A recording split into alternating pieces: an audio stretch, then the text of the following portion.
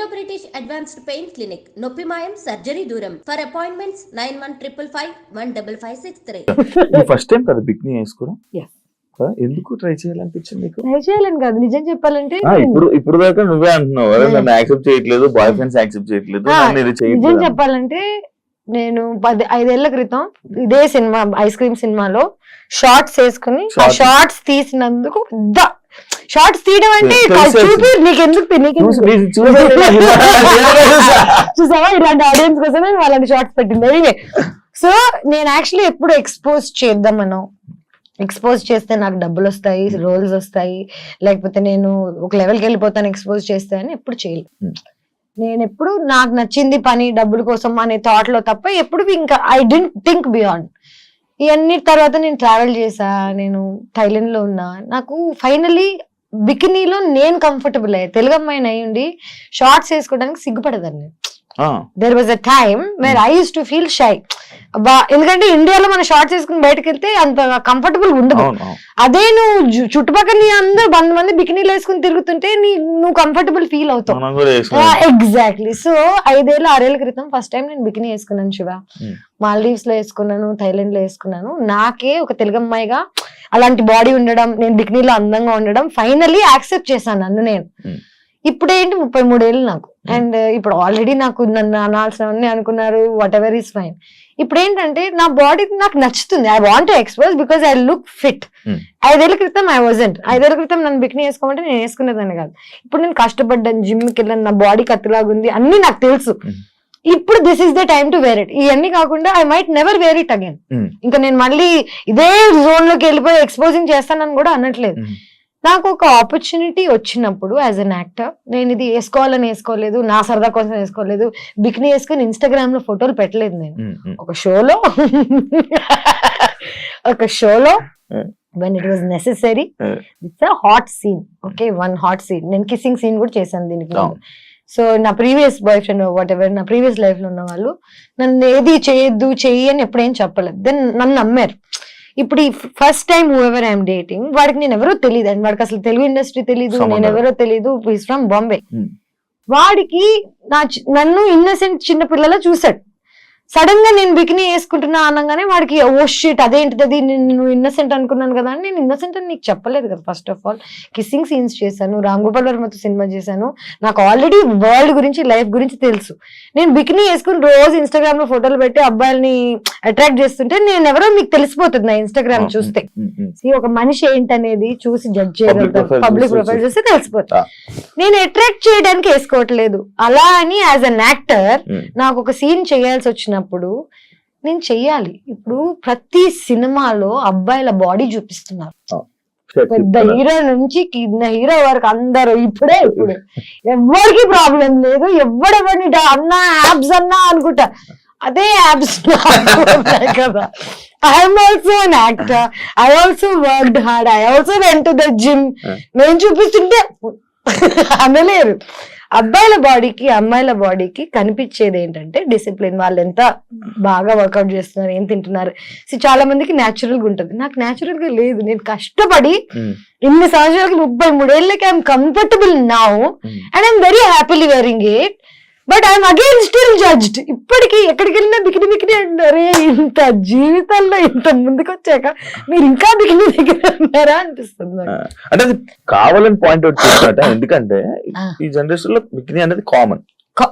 Imagine నువ్వు ఈ generation లో బికినీ ఇస్ కామన్ అంటున్నావు. యూఆర్ స్టిల్ అందరూ చూస్తుంటారు, అన్ని చూస్తుంటారు, పోస్టులు చూస్తుంటారు, ఫోటోలు చూస్తారు, లైక్ మొత్తం కైలీ జెన్నర్ దగ్గర నుంచి అన్ని వేస్తుంటారు. మనం వేసుకో. అదే ఎందుకు క్వశ్చన్ చేస్తున్నారు, నీకు ఏమైనా ఐడియా ఉందా?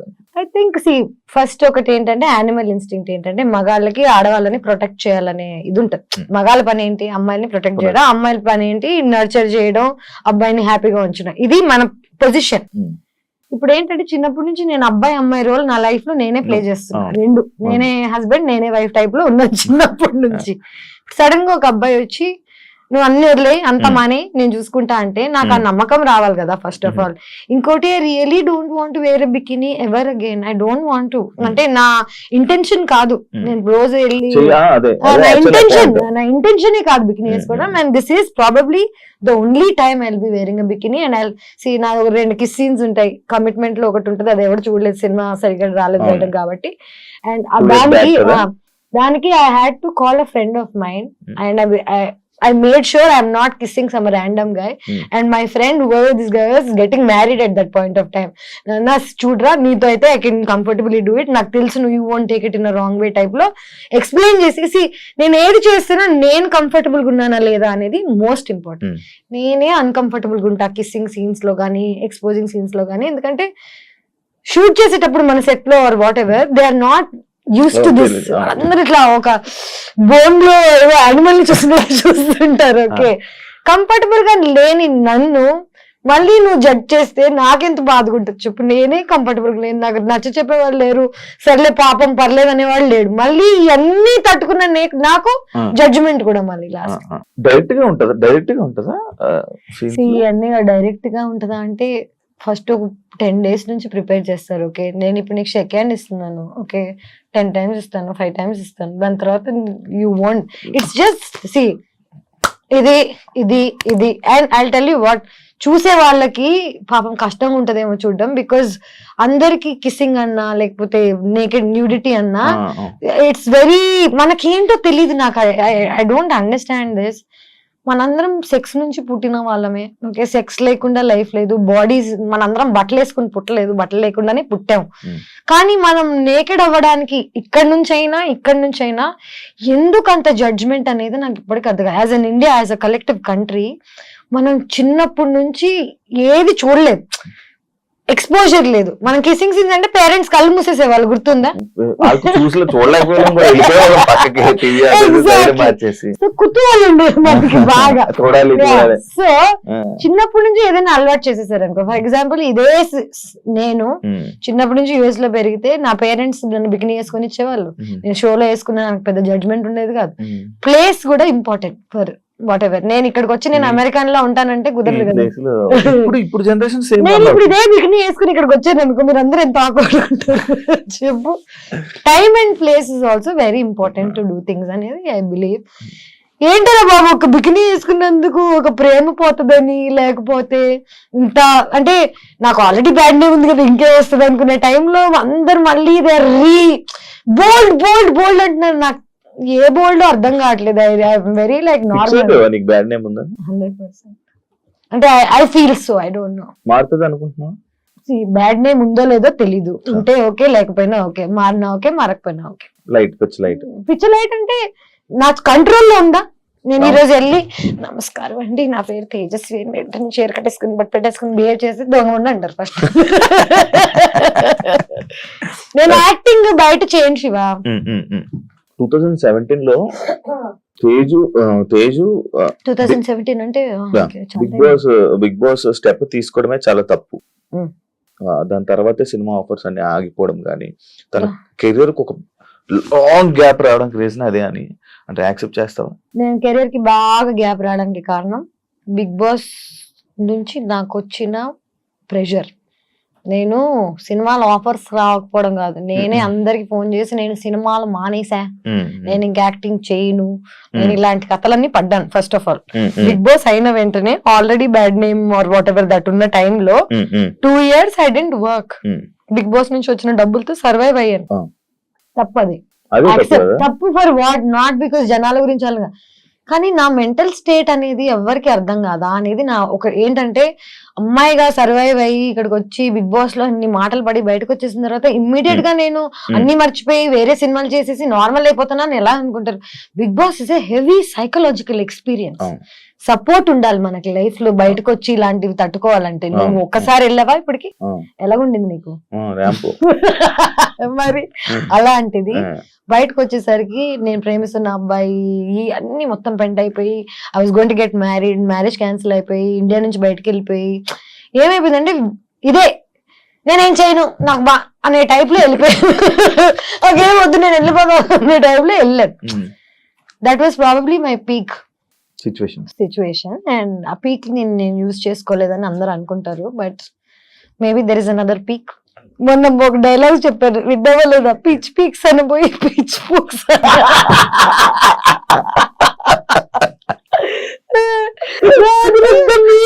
అందరూ నేను దాట్ ఇన్నోసెంట్ రే, లైక్ చిన్నప్పుడు నేను పిచ్ పీక్స్ అని పోయి సంథింగ్ ఎల్స్. అంటే ఇప్పుడు ఈ మాట నాకు అదే కదా, ఫ్రెండ్స్ తోకి కెమెరా ముందుకి బిగ్ బాస్ లోకి సినిమాలోకి పెద్ద డిఫరెన్స్ ఏమి, same person everywhere. Main issue ఏంటంటే ఇప్పుడు నేను ఈ మాట అనేసాను, ఒక మాట బూత్ మాట్లాడేసాను, ఒక తప్పు అనేసాను అనుకో అని అనుకోను నేను, నాకు ఆ ఫీలింగ్ అనేది లేదు. ఎందుకంటే నేను ఏదన్నా తప్పు చేస్తున్నానని చేయట్లేదు కదా. ఇప్పుడు నిన్ను ప్లాన్ చేసి ప్లాట్ చేసి నిన్ను ఏదన్నా అందామని అనుకుని అన్నాను అనుకో, అది తప్పు. నేచురల్ గా వచ్చింది దానికి నేనేం చేయగలుగుతాను. కాంట్రవర్సీలు ఇవన్నీ మనకు అలవాటే. కాంట్రవర్సీ అది any publicity is publicity. Okay, people are good or bad, bad stays longer. Let me tell you this, I studied journalism, I know what is what. మనం చూసేదంతా నిజం కాదు అని నాకు చిన్నప్పుడు సబ్జెక్ట్ లోనే అర్థమైపోయింది. ఇప్పుడు నేను చూసేదంతా నిజం కానప్పుడు, నేను ఆల్రెడీ ఈ ఫీల్డ్ లో వచ్చినప్పుడు జనాలు నా గురించి ఏమనుకుంటున్నారని నన్ను పర్సనల్ గా కలిసి నాతో జర్నీ చేసి నాతో టైం స్పెండ్ చేసి నేనేంటి అనే జడ్జ్మెంట్ నువ్వు నాకు ఇస్తే నేను వింటా. నేను నన్ను టీవీలో చూసి నన్ను ఎక్కడో ఒక నువ్వు తమ్నేల్ చూసి నా లైఫ్ ను జడ్జ్ చేస్తా అంటే నీకు అసలు ఇన్ఫర్మేషన్ లేదు కదా. ఇన్ఫర్మేషన్ లేకుండా జడ్జ్ ఎలా చేస్తారా బాబు? దాని గురించి కూడా ఉంది, ఆ పాయింట్ కూడా ఉంది. మన ఫిలిం ఇండస్ట్రీలో, తెలుగు ఫిలిం ఇండస్ట్రీలో కమిట్మెంట్స్ అనేది ఒక పెద్ద, Telugu film industry world industry అంటేనే ఇది, అమ్మాయిలు అంటేనే ఒక ఇంకా బికినీ వేసుకుందంటే 100% ఈజీ. నీకు అలాంటి సిచ్యువేషన్ కమిట్మెంట్స్ నిన్ను అడిగారా ఎవరైనా? నన్ను కమిట్మెంట్స్ అడగలేదు, కానీ కమిట్మెంట్ అడగడం వల్ల క్యాన్సిల్ అయిపోయిన ప్రాజెక్ట్స్ ఏమైనా ఉన్నాయి? అట్లాంటి యాక్షన్ నిజం చెప్పాలంటే ఇదంతా స్టార్టింగ్ లో జరిగింది. స్టార్టింగ్ లో అంటే ఫస్ట్ వచ్చినప్పుడు కమిట్మెంట్ అని డైరెక్ట్ గా చెప్పేవాళ్ళు కాదు, కానీ నాకు ఆ వైబ్ అర్థమైపోతుంది. కొంచెం షేడీ ఉంటారు కదా వీళ్ళు, మేనేజర్స్ మీరు రాత్రి డిన్నర్ కి కలవాలి, డైరెక్టర్ కి డిన్నర్ ఎందుకు రా బాబు, పొద్దున్నే స్క్రిప్ట్ చెప్తే అయిపోతుంది కదా. ఇది ఇండస్ట్రీ అనే కాదు, కానీ నేను ఫస్ట్ ఆఫ్ ఆల్ ఒక జంగుల్లో జింక పిల్లలా తిరుగుతున్నాను. చిన్నప్పుడు చిన్న బేబీగా ఉన్నప్పుడు యూఆర్ మోర్ వల్నరబుల్, నీకు తెలుస్తుంది, అప్పుడు పూలు వేసేస్తుంది. ఇప్పుడు ఏంటంటే జనాలు నా నెగటివిటీ అని అనుకుంటున్నారు, కానీ నా నోరే నన్ను కాపాడింది ఇప్పుడు దాకా. లిటరలీ ఇప్పుడు ఎవరైనా నన్ను కమిట్మెంట్ అడగాలంటే చుచ్చిపోసుకోవాలి. సో నన్ను నేను ప్రొటెక్ట్ చేసుకోవడానికి I think I got this personality. Commitments అనేవి ఇక్కడే కాదు, వరల్డ్ లో ఎక్కడికి వెళ్ళినా ఎవడో ఒకటి నీ దగ్గర నుంచి ఏదో ఒకటి కొట్టేద్దాం అనుకుంటాడు. డబ్బులైనా, నీ ఆస్తి అయినా, నీ ఒళ్ళైనా నిన్ను నువ్వు కాపాడుకోవడం నీ రెస్పాన్సిబిలిటీ తప్ప ఇంకెవరిది కాదు. యాక్చువల్లీ నువ్వు ఇందాక అన్న పాయింట్ నాకు ఒక క్వశ్చన్ ఉంది, అడుగు. కమిట్మెంట్స్ ఇంతకీ నిన్న ఎవరైనా కమిట్మెంట్ అడిగారా శివ? అడిగితే బాగుంది.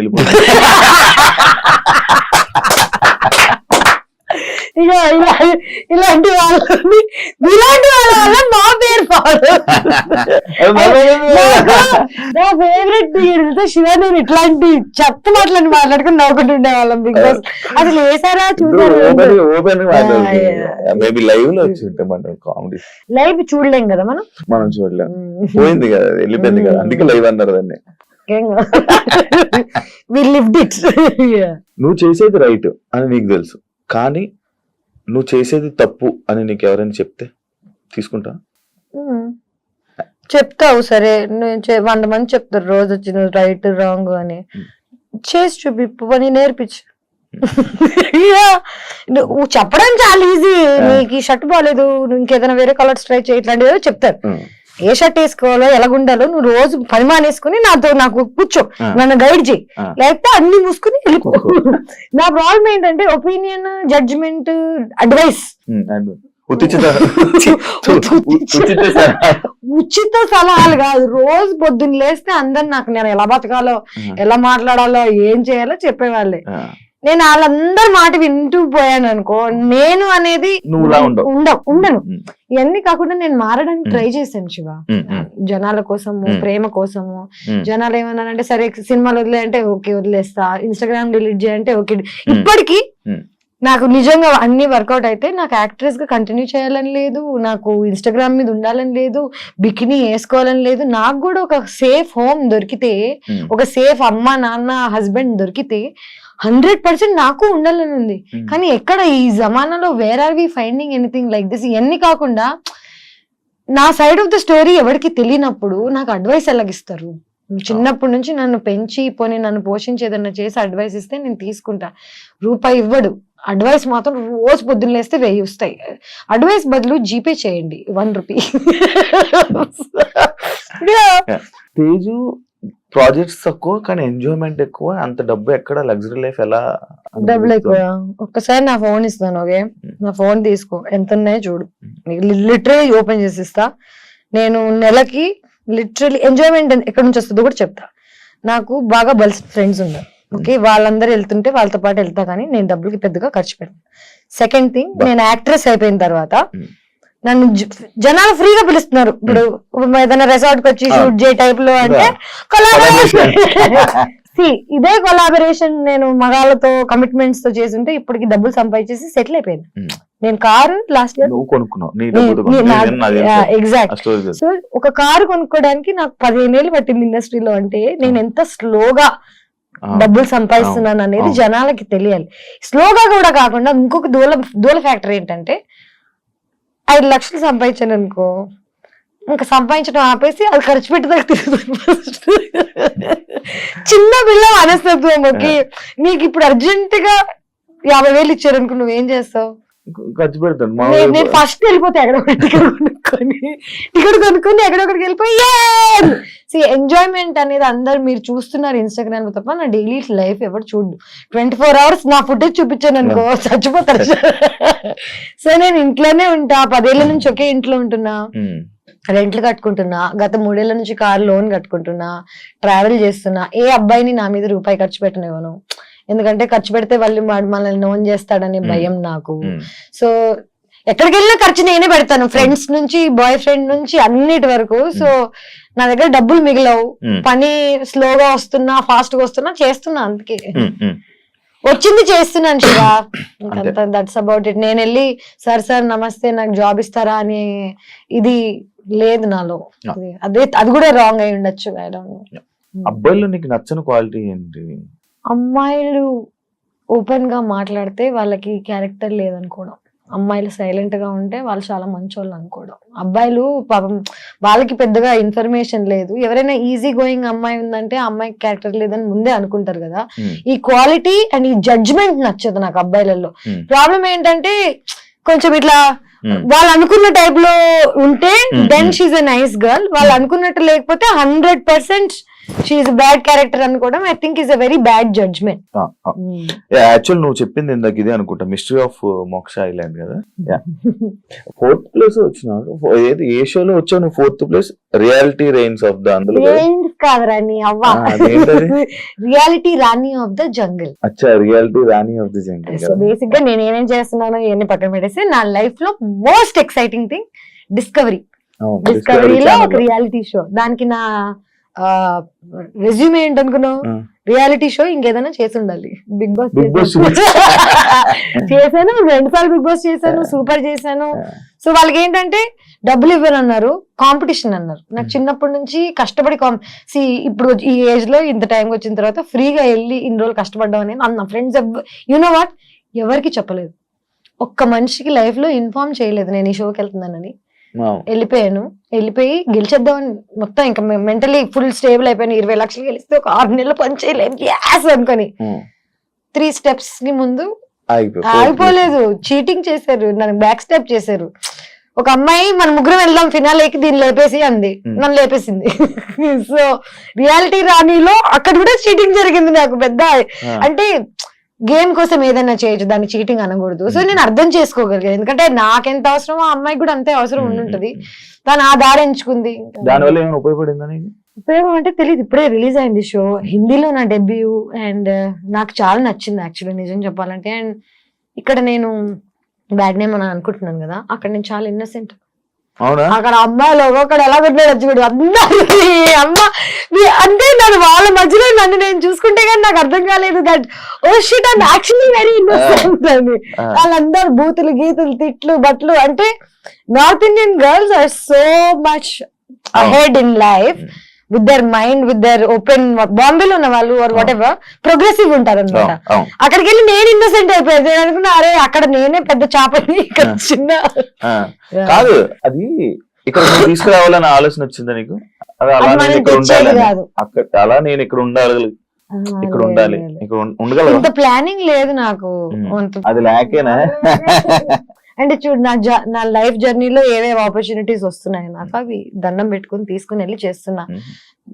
రియాలిటీ స్టంట్ షో, ఫుడ్ లేదు, బెడ్ లేదు, ఒక రా గోట్ ఐబాల్స్ తిన్నాను, రా గోట్ పచ్చి గోట్ తిన్నాను రా, పచ్చి గోట్ బ్రెయిన్స్ ఇవన్నీ తినేసి నేను ఎంత కష్టపడుతున్నానో ఎవరికి తెలియట్లేదు. అందరు ఇంకా బికినీ మీద ఫోకస్ చేస్తే నేను ఏం చేయగలను.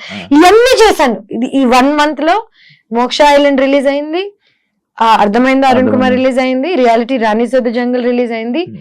మూడిట్లో ఎవరికి ఏమి తెలియదు కానీ only bikini everybody remembers. So నా ఇది నా ప్రాబ్లమా మీ ప్రాబ్లమా? అది ఇంకా జనాల్లోకి వెళ్ళదు కదా మ్యాటర్. ఎగ్జాక్ట్లీ ఏదైనా చెడు చేస్తేనే వెళ్తుంది. చెడని ఇప్పుడు మంచి ఇప్పుడు బికినీ వేసుకోవడం చెడా? నువ్వు చెప్పు నాకు. ఇవన్నీ చేసేది ఏంటి? గోవాలో ఏడేసుకోలే కానీ లేదు. అంటే ఐ ఫీల్ లైక్ మనం ఇంకా చాలా ప్రోగ్రెస్ అవ్వాలి as a society, as a community. మనం ఇంకా చాలా చూడాలి. మనం ఏంటంటే మనం చిన్నప్పటి నుంచి చూసిన సినిమాలు, ఈ టీవీ వీటికే పరిమితం అయ్యాం తప్ప మనం దీన్ని దాటి బయటకు వెళ్ళలేదు. సంక్రాంతి సినిమాలో అయిపోయారు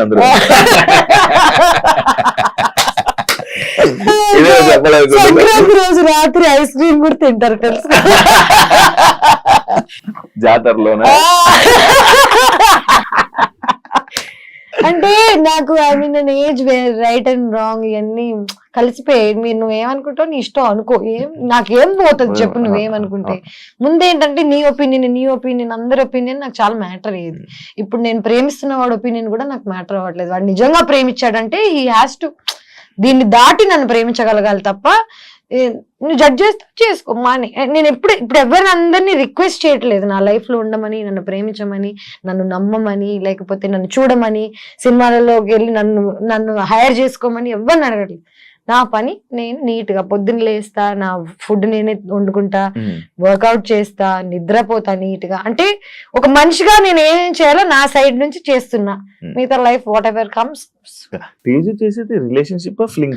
రిలేషన్షిప్ ఐ డోంట్ డూ. నేను ఊరికే ఫస్ట్ ఆఫ్ ఆల్ నీకు చెప్తా, ఫ్లింగ్స్ అని కాదు కానీ నేను ఊరికే సరదా కోసం ఎవరితో ఏమి చేయను. నాకు ప్రేమిస్తే కానీ నాకు మూడు రాదు. ఓకే, ఇవన్నీ కాకుండా చూడ్డానికి నేను ఎంత ఫ్రెండ్లీగా ఉంటాను కానీ I'm not friendly with these things.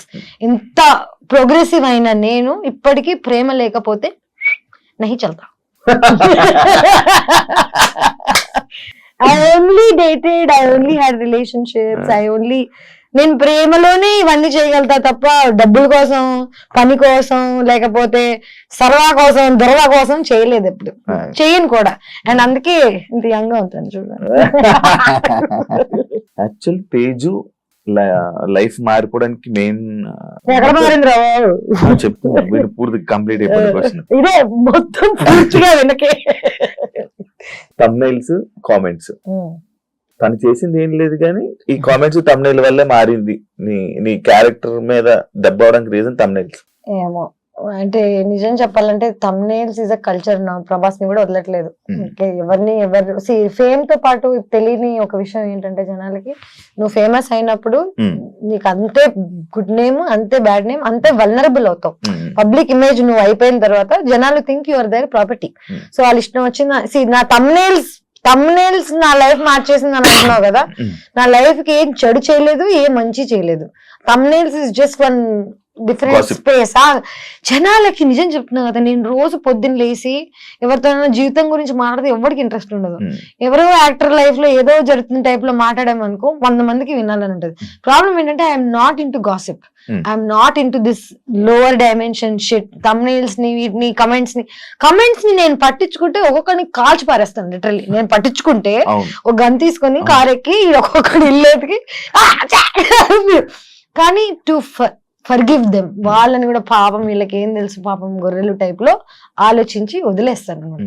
నాలో ఈ పెద్దతనం లేకపోతే ఇప్పటికి 100% మర్డర్ చేసేదాన్ని. 100 మంది మా కమెంట్స్, మా విన్నర్స్ ఎవరో ఒకటి ఏదో ఒకటి 100% అంటే చిన్నపిల్ల కోపం నాది, కానీ ఫర్గివ్ చేయగలుగుతా పెద్దతనంతో.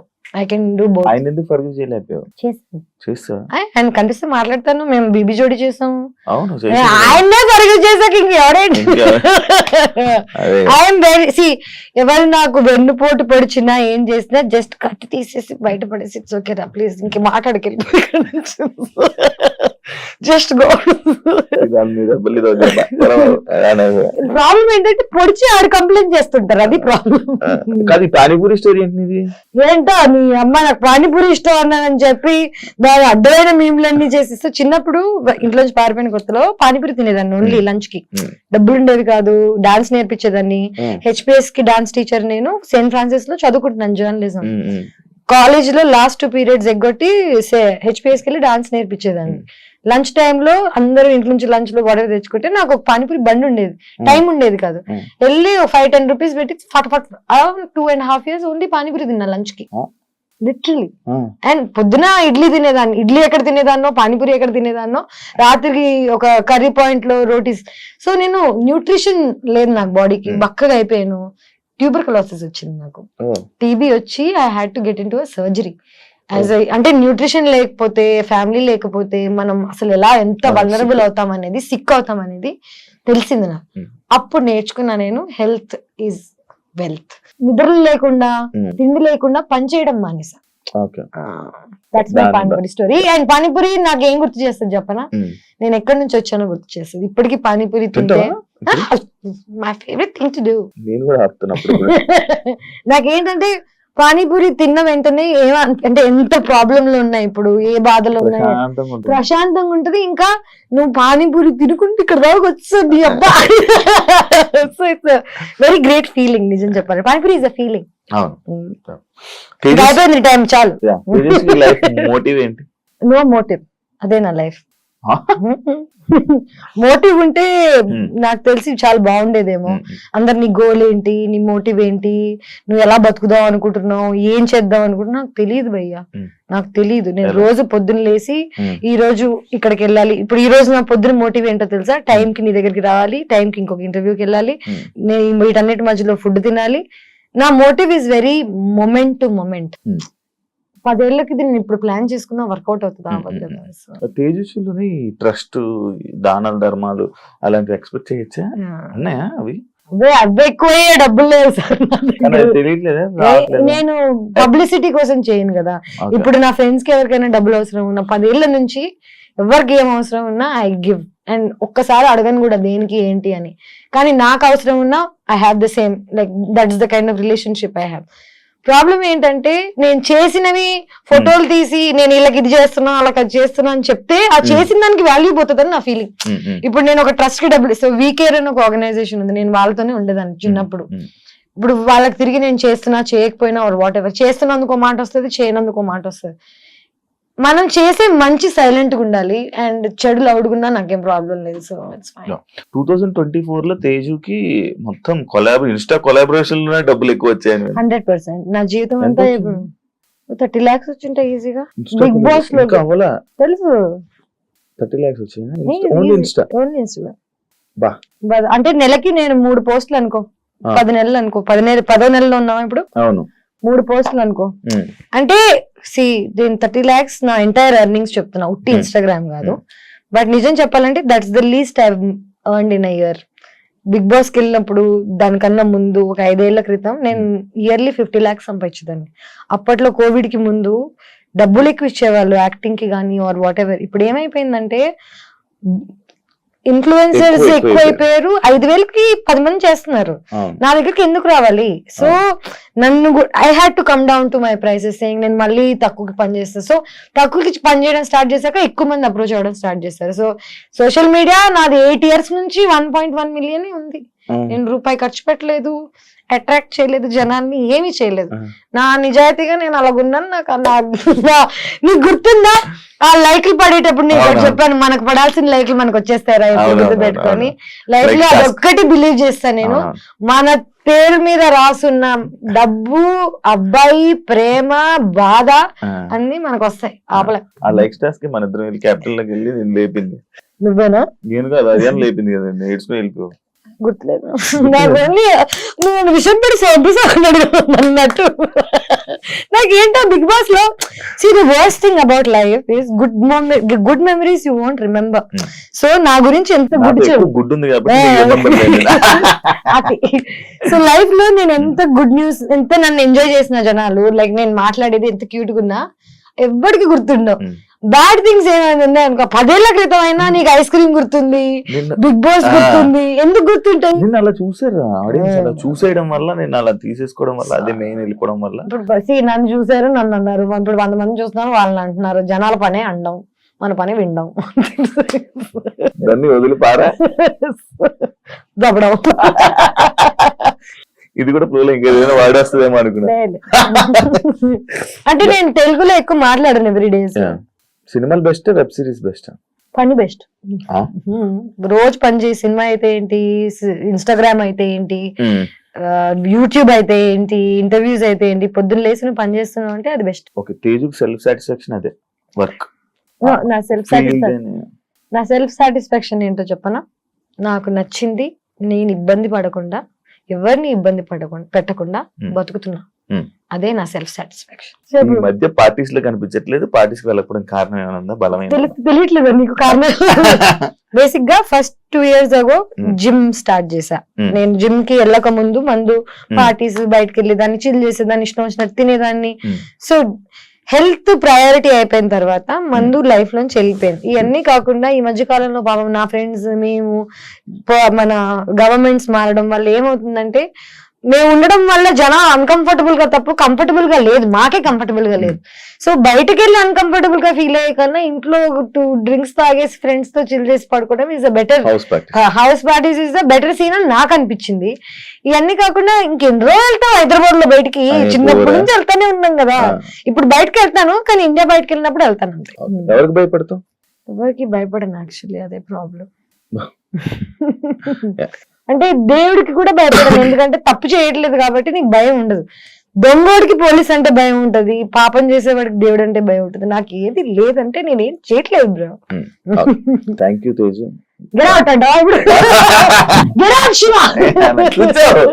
ఇప్పుడు ఇంటర్వ్యూ మధ్యలో లేచిపోతే మీ ఇష్టం వచ్చింది, feel free. Thank you so much. Open గా అన్ని మాట్లాడుకున్నాను. వెరీ గుడ్, సాటిస్ఫాక్షన్ అయితే చాలు. వెళ్ళిపోయి thank you so much interview. చూసారు కదా ఇంటర్వ్యూ. ఇంకో గెస్ట్ మళ్ళీ మీ ముందుకు వస్తా. అంతవరకు